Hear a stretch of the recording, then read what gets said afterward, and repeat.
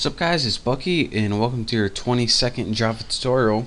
And in this tutorial I'm going to be talking to you guys about for loop. Now the last couple tutorials I've been going over while loops, and this was a different loop, but a for loop is something totally new. So let me show you guys what the syntax for this is. Go ahead and type for, and as you can see it pops up in purple, and that's why you know it's a built-in variable, or excuse me, a built-in keyword. And the for loop takes three arguments or three statements inside it. The first one is where you want the loop to start. The second one's where you want the loop to end. And the third one is how much you want to increment it by. So if you want step one at a time or three at a time. So let me show you guys. You need to use the variable 3 times. So the first statement, you want to initialize a counter variable, and let's go ahead and set it equal to 1. And this is because we want our loop to start at the number 1.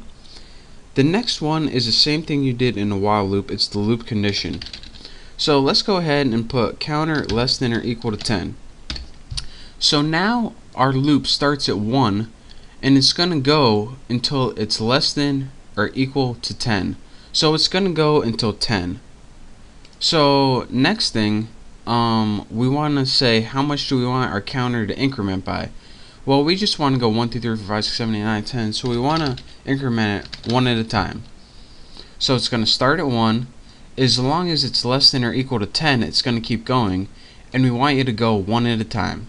So that's the 3 parameters your for loop takes. So now let's go ahead and write something in our for loop. Let's just write system out print line, and we'll just print the counter.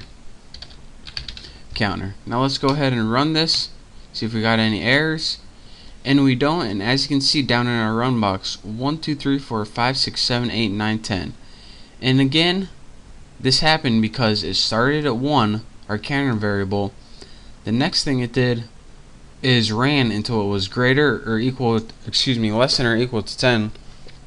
Once it got to 11, it says, alright, am I less than or equal to 10? No. So I'm not going to do this loop anymore.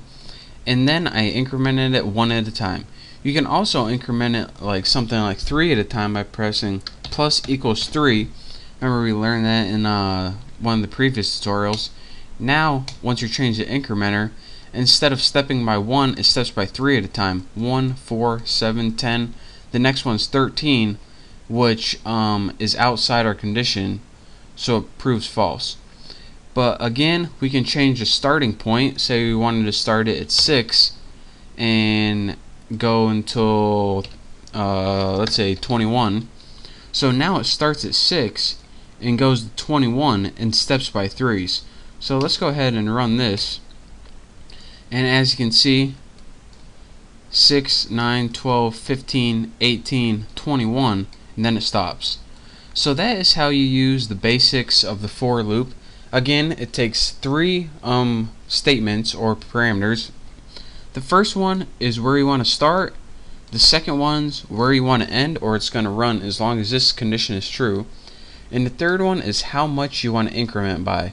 So this is a variation. There's also the while loop and the for loop we learned this far. There's also a couple other loops that I'm going to be teaching you probably in the next couple tutorials. But for now, play along with the play around. There we go. Not play along with it. Play around with a for loop until you get good at it.